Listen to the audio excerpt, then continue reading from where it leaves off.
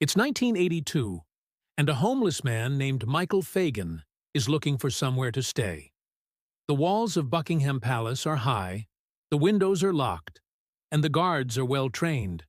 But Fagan has a plan. As the sun sets, he slips past the palace guards unnoticed. His goal? To get into the Queen's bedroom and talk to her face to face.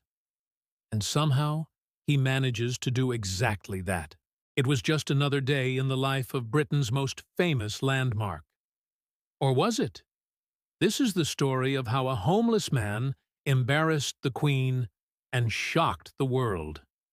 When you think of Buckingham Palace, you probably imagine a building steeped in tradition, where nothing ever changes.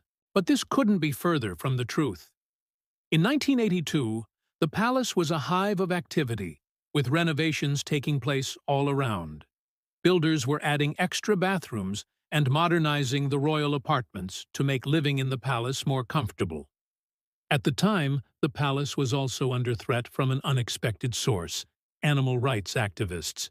Fed up with what they saw as the monarchy's cruel treatment of animals, activists regularly snuck into the palace grounds and released caged birds, much to the annoyance of Queen Elizabeth II.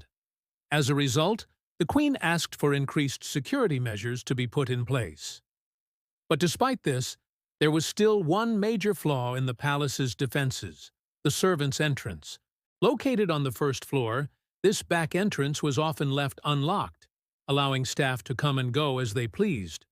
Unfortunately, this also meant that it was easy for intruders to slip inside, and one man was planning to do exactly that.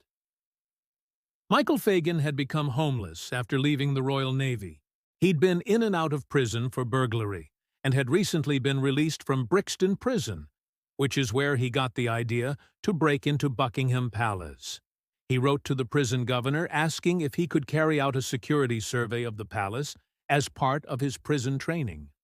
When he was rejected, Fagan decided to take matters into his own hands. On July 9, 1982, Fagan set off for Buckingham Palace. Guards would later describe seeing a man matching Fagan's description hanging around the palace grounds, but they assumed he was just another journalist or photographer trying to snap a picture of the Queen.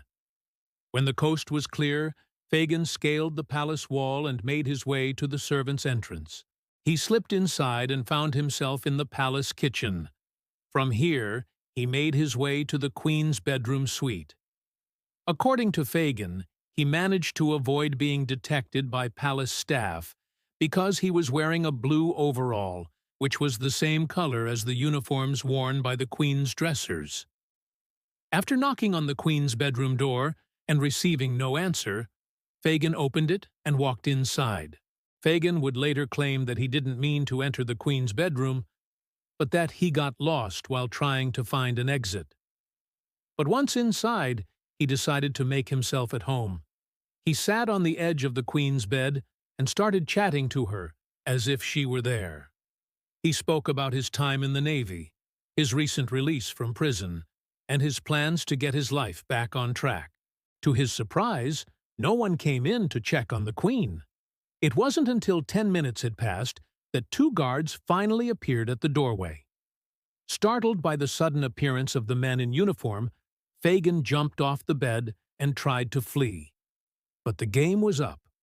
Within minutes, Fagan was surrounded by palace guards and arrested. When they searched him, they found that he had a small amount of cash, some cigarettes, and a nail file in his pocket, but no weapons or other tools. To their surprise, they also discovered that he had climbed through an unlocked window in the Queen's bedroom and had not set off any of the alarms in the process. News of the break-in reached the Queen just as she was starting her weekend at Balmoral Castle. Upon hearing the news, she immediately returned to London and personally oversaw the tightening of security at the palace. Michael Fagan's court appearance was televised around the world, and he became an instant celebrity. He was sentenced to 6 months in prison, but due to the publicity surrounding his trial, he was let out early after serving just 3 months. After his release, Fagin struggled to stay out of the headlines.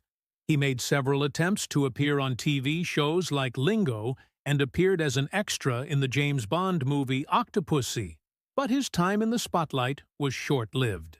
In 1988, Fagin was arrested for burglary once again and sent back to prison, where he spent the last 13 years of his life. So what could have been the motive behind Fagin's actions?